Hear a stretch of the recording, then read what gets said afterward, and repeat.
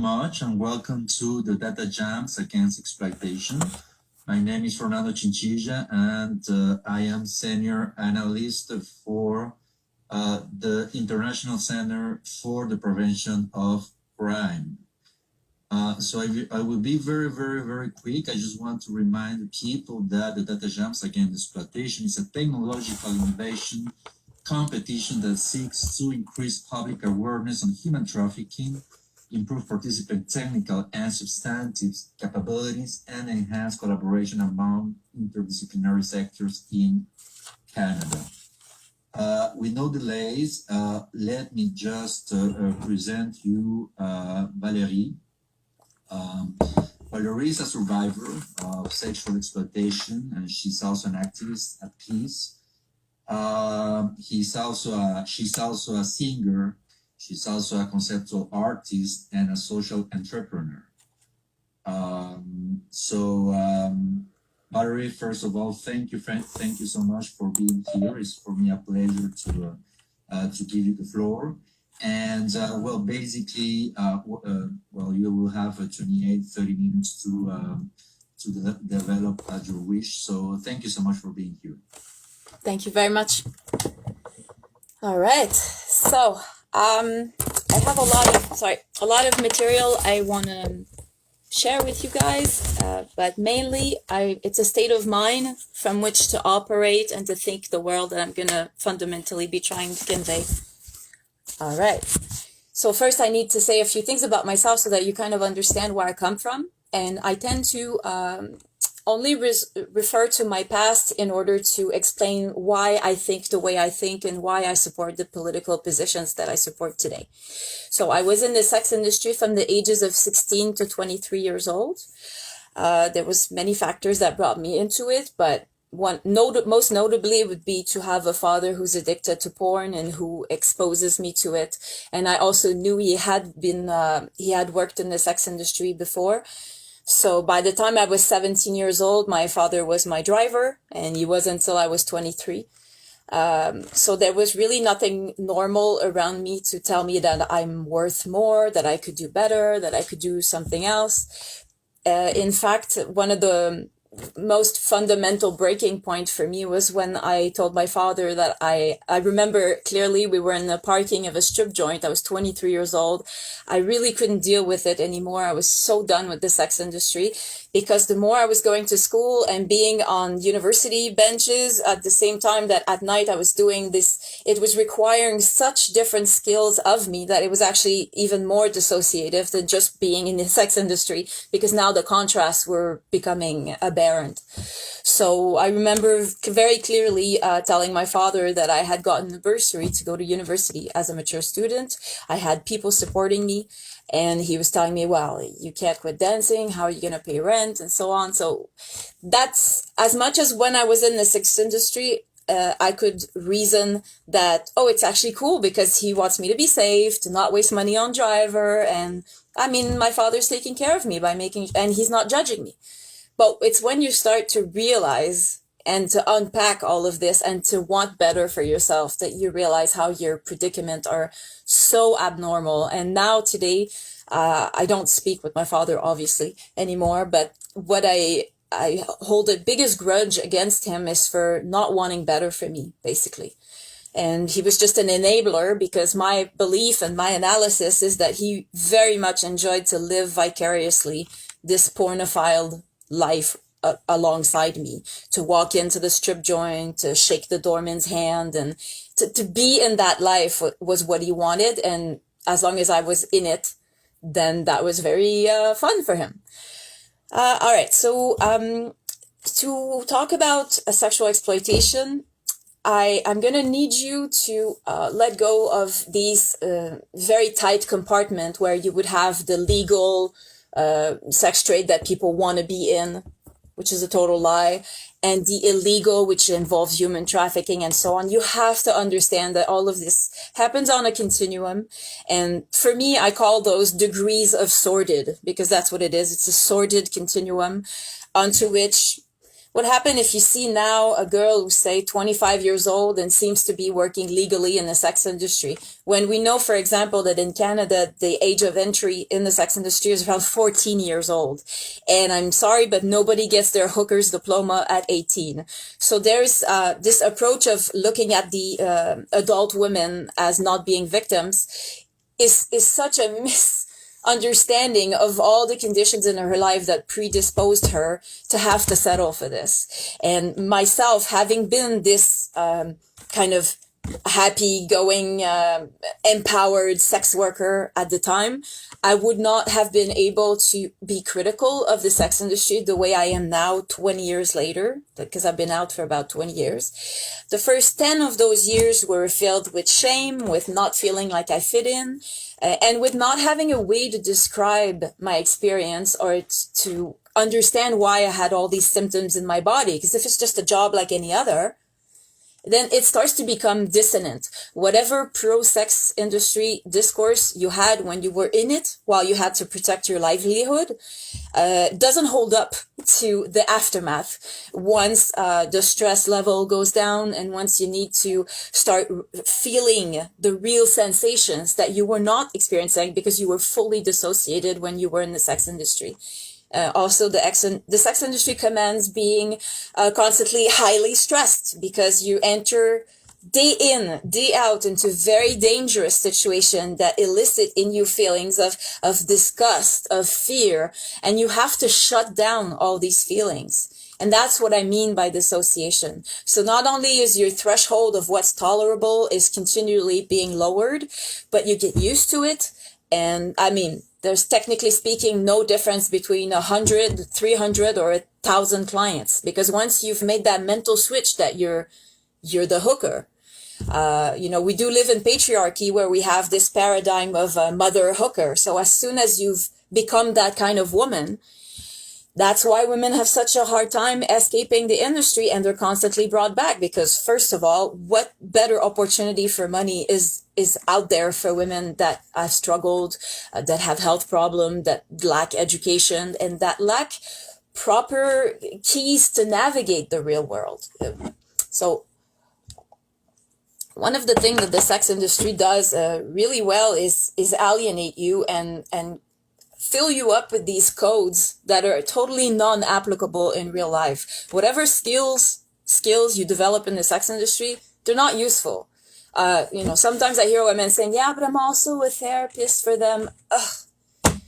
That's all the more insulting because this means that they recognize your emotional intelligence, but they'll still fuck you all the same. So, I mean, once you start unpacking the sex industry, it's really hard to justify it. And at the end of the day, all of you guys, I wish you keep in mind this idea of why do we landscape men's sexual outlet? Why do we, in French I would have said aménager. Pourquoi on aménage la sexualité des hommes? So why do we set up shops with legit businesses or even illegit online, whatever? But there is literally a sex industry that is set out there, and you cannot understand it and take the trafficking part into a vacuum. The best example I have is Germany keeps on being proud of its sex industry that is legal and regimented, blah, blah, blah. Still, 9 out of 10 women in Germany are not Germans. They're women from Eastern Europe, from Northern Africa. This tells you that it's an industry of poverty and of lack of choice, and most women are coerced into it. And even if you meet them at a point in their life where they have kind of taken on that identity as what they are, what they do, please, you need to not listen to that. I'm not saying to not listen to what women say when they're in the sex industry. I'm saying they don't have access to an analysis. The same way that when you see someone who's a current addict, their opinion is valuable on how they can survive as addicts in the here and now. That's when you apply harm reduction. That's when you want to have injection sites and so on.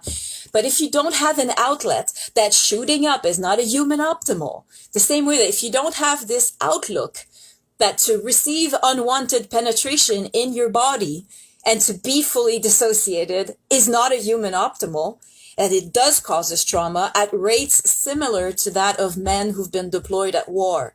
I'm so tired that we don't have any respect or care for the right of women to have a sexuality free of constraint. And we seem to give, that's the work of capitalism, we seem to give great power to the contractual aspect, to say like, I've agreed to it. Okay, you've agreed to it, and now you need to go to work, and you get a phone call, your grandfather is sick, and you're stressed, and you still need to go turn tricks. And you're gonna tell me that at the precise moment where you're going with personal trouble and you're worried, you're gonna tell me that those penetration are not harmful? I mean, people visualize like one client, but that's not what being in the sex trade is. When you're in the sex trade, you work about 6 days a week. This ranges from like 5 to 12 clients. It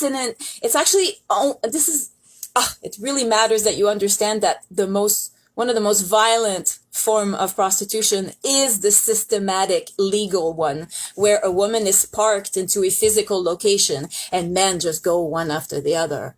Because if you do street prostitution, there's only so many cars you can get into, and then by the time you get to the hotel and so on, as much as street prostitution has its danger because you get into a car and so on. But I mean, even the legal high class prostitution I've experienced, whether you get raped in satin sheets or in an alleyway, at the end of the day, you can't reason this in your mind years later when you get out and you're going through physical pain. You have autoimmune diseases that appear out of having been so stressed and having such a high cortisol level that it messes up your normal immune response. And then women, when they exit prostitution, they end up with diseases like fibromyalgia, colon disease. Like I have ulcerative colitis, arthritis, chronic migraines, a lot of pain, a lot of tiredness. I need to sleep a lot. If I don't get my minimum 8 hours a day, I can't function. And actually, when women get out of the sex industry, the last thing they need is a job. What they need is to rest, to feel safe, and to find an identity for themselves outside of the sex industry. And work is inconsequential. It doesn't matter. In my opinion, when women get out, we should give them systematic short-term disability so that they get to rest, have a break, and kind of deal with this. Because as long as you're in it, you could look like you're coping very well. It's actually when you stop and slow down, it slows down and it catches up with you. And then you start having nightmares, which is a common thread among survivors dealing with nightmares. There's addiction problems, obviously. I myself, I'm kind of a weird unicorn. I never did drugs when I was in the sex industry because I really needed to have control, which is an illusion, again, because once a man's gaze changes, you know that look when you know he could kill you and you know he could do whatever, and you just need to kind of be compliant and figure your way out and even play dumb to find a way out of it. It's an insane amount of mental gymnastic and stress to be in the sex industry. And when you get out of it, that's literally when it catches up with you. So,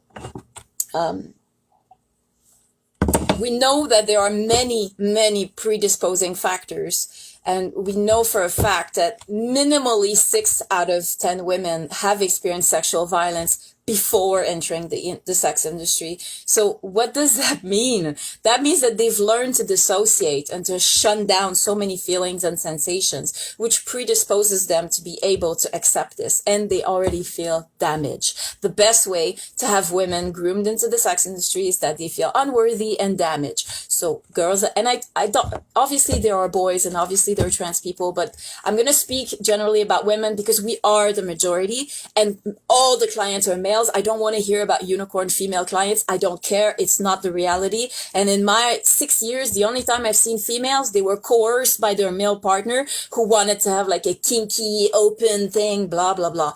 It's not an initiative of women to go and sexually exploit other people. So it's a very, very gendered problem. And when young men and trans people are purchased by men, they are being objectified in the same way that women are. So it's about power. Much more than about sex, actually. It's about I want what I want when I want, and it's granted for me by patriarchy and by privileges, and I pay for it, so I'm fine. And she consented. We have never, ever spoken as much as consent. Yet, once there's a financial transaction, people are completely blinded. They don't understand that consent cannot be purchased. The money is the coercive agent. Money in the transaction of prostitution does what forces does in the rape. So I struggle to see, for me, it's so obvious. And I'm really trying to make sure that young women are not tempted by this, that they don't, I go into colleges and universities to speak. But I'm fighting against a gigantic porn industry that makes women porn ready. And the pimps are using all these tools, and we saw it coming about 30 years ago with the rap videos, and we saw that culture coming, and we were already naming it, but now it's everywhere. And we know that kids are being exposed to porn so early, and I feel like we don't talk about enough about the danger of porn, and people don't even view the continuum. That porn is the same thing. It's prostitution that has been filmed in order to be sold an infinite amount of time. But people are so blinded because who's in porn? You'll have oftentimes the women that accept to be in porn are the ones that have the most daddy issues, that need to be loved, that were like really rejected in high school, and now they want to be a star, and we're playing off of all of those basically false needs. Because the real needs is to have value, to find meaning, and to have support in your life. But you're not going to get any of that from the sex industry. The sex industry is so sketchy. The drivers, the managers, it's impossible to apply any labor law to the sex industry. And I wish that people were choosing that angle to defend why we cannot support the sex industry. You have no other profession where you need to be exposed to body fluids and have your mucous membrane against mucous membrane. And even if you use condom and you try to be the safest you can, I mean, accidents happen, clients can be coercive. It's an illusion to think that there is such a thing as safe prostitution. And we saw what happened in Germany, where the menu of sexual services and legal brothels included some of the most horrendous things. So I'm sorry, but licking the anus of a client is not a job.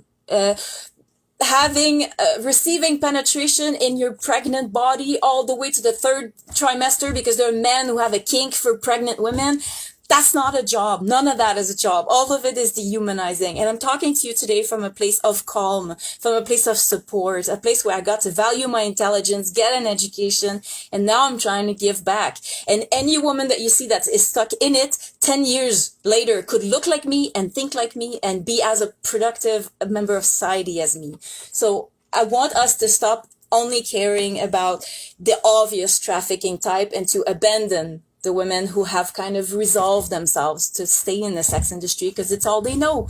And even me being privileged, I mean, I'm blonde, blue eyes, Northern American, fully bilingual. I am expensive in the sex industry. I am what you consider what is wanted. Like strip joints, they want to hire girls that look like me.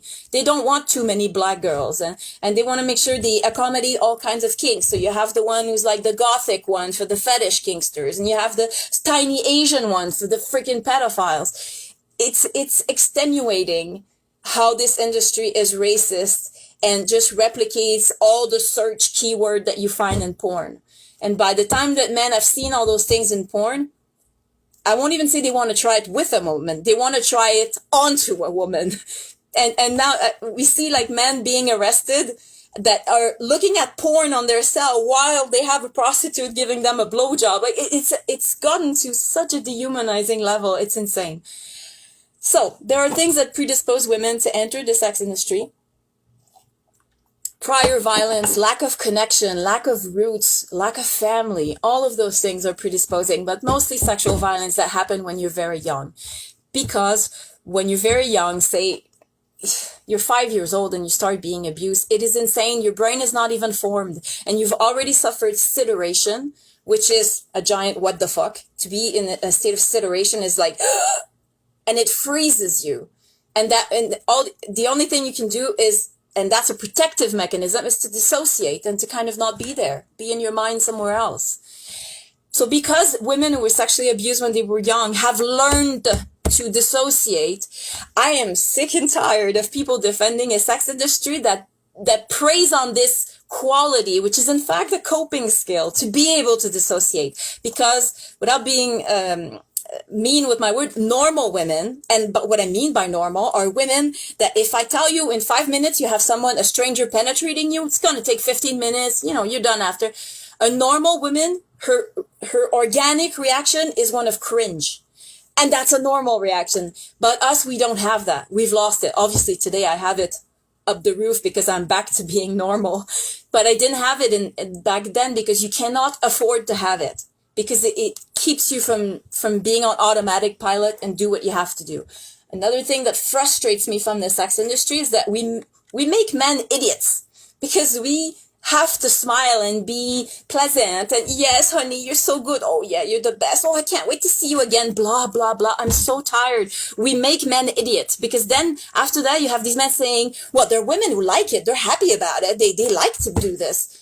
But it's like, this is what we need to do. We need to lie to you and to make you believe because our job is to make you have a quick, efficient orgasm so that you're out the door, but satisfied enough to come back to us the next time. It's the phoniest game ever.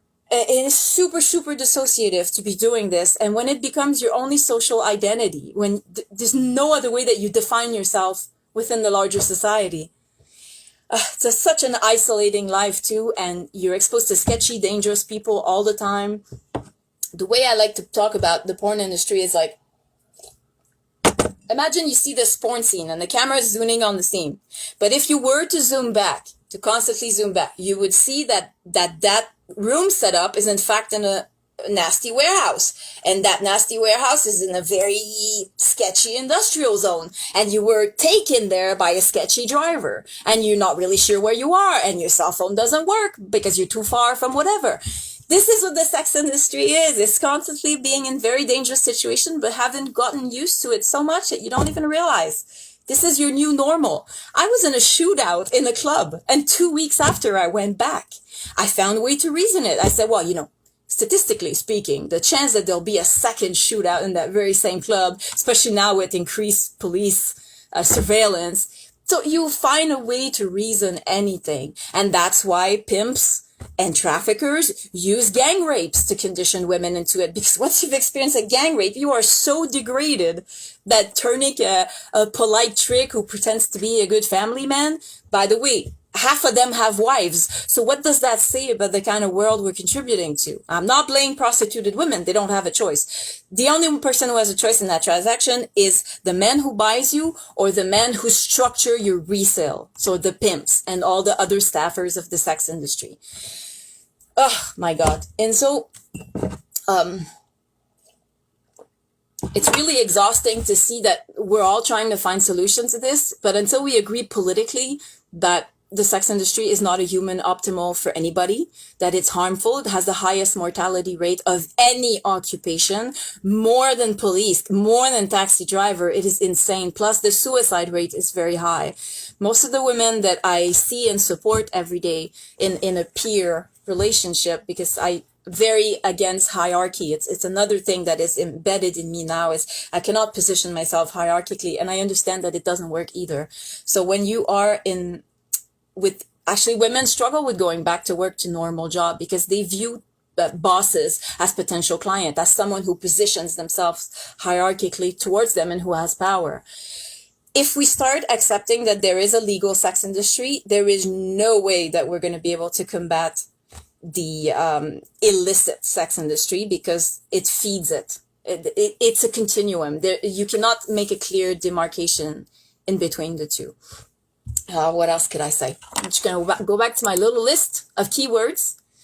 Right. So in Canada, there's already a lot of things that we cannot commodify. We cannot commodify blood, reproductive cells, so far, and I'm hoping it's going to stay that way, commercial surrogacy, which is reproductive prostitution. Again, so many links I need to make people connect. Very dissociative as well. So, we need to be coherent. We need to have premises that this is not a human optimal. And what I'm seeing on the ground is that the community agencies that help women get out of the sex industry tend to never ask them if they would want to do something else, as if they feel that there is like a prejudice in even asking. And that is the job of the sex lobby. That's what they've done very well. They've conditioned everyone to think that it could be a legitimate choice, that there are some women who choose this freely, blah, blah, blah. Again, show me anyone who's a happy hooker now. Let's talk about it in 10 years. it's just, I know so many women that it's once they can unpack and make sense. And oftentimes, the more they've endorsed the sex industry when they were in it, the harder it is to come to an intention of doing away with this system. So politically, we call it abolitionism, or we refer to this view as the Nordic model. It is the current law that we have in Canada. I'm looking forward to talk about solutions tomorrow because I have plenty of ideas. But people don't know the law. People don't understand the law. And the law, so those unicorn that you're worried about, those happy hookers, you need not to worry about them because they are factually protected under the Nordic model. To sell yourself is not a crime in Canada. I could be my own happy hooker, my own little self-enterprise, and nothing can stop me. What is illegal is to purchase the consent of other people, basically, and to structure the resale of other human beings. So pimps. So clients and pimps are illegal, and some people don't understand. They think it's an inconsequent world. It's not. It's absolutely consequential. It makes sense because your goal with the abolitionist model is to wean out the demand. If you don't wean out the demand, you will always have a sex industry because there's always something commanding for more women to be thrown into the sex industry. I'm keeping time. I'll be done in a minute. And so when I was in the sex industry, I would have defended it. I would not have been ready to get out of it. So again, it needs to be asked. You need to make women dream about another kind of self. Like what did you want to do when you were young? And that's the struggle. And we don't do that if we cannot simultaneously say, oh, there's a legit sex industry. It's great. It's regimented, blah, blah, blah. Again, we don't have a salary. We pay to work. We get fired for anything. There's no rule. It is not regulated. It's not true that it is. Plus, it's degrading. Plus, because you're parked in a spot, males just go on you one after the other. It's an endless parade of pathetic dicks, entitled dicks, and this entitlement has got to stop because you cannot purchase consent. That's just a fact. And money is extremely coercive, and the opinion of women when they're in it is based on survival. Now, the opinion of women, once they've gotten out of it and they've been able to unpack and they're now suffering the consequence and they need to understand it, they come to a conclusion that they don't want this for any other women. And I'm sure any of you would not want this for anyone they love. So why are we accepting that there's a special class of women that needs to be relegated to dysfunction in society so that males can go to legitimate business and empty themselves? And a man is not able at all, because our job is to fake and to pretend. Our man is not able to know if the prostitute in front of him wants to be there or not. But you know what? Remove the money. She's not fucking you. So that's an answer. But whether it's trafficking, traffickers will park their women in hotels or they'll rent an Airbnb. The woman is physically there, stuck there, and the clients one after the other. And I mean, women tell us they don't care because you know what happens if you start caring and he starts asking your question? Are you sure you want to? Ew. And no man wants that, right? So there's an entitlement we need to deal with as a society if we want our actions to make sense. And this demarcation between the legal and illegal sex industry doesn't make sense, doesn't apply in reality. So I think those are some of the core ideas I wanted to share with you today. I wish I had 2 hours with you guys. But when women are no longer in survival mode and they get to finally rebuild themselves and thrive, they don't want this for anyone else. So thank you.